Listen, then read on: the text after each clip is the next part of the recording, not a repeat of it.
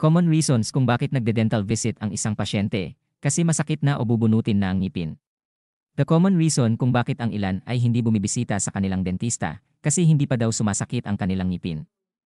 For some, it's too late already and the only option is getting tooth extraction. Kailan nga ba dapat magpa-dental checkup? At least twice a year or every 6 months. Ano bang nangyayari kapag hindi ka nagpapalinis ng iyong ngipin? Nagkakaroon ng plaque buildup na dahilan para magkaroon ng cavities at gum issues.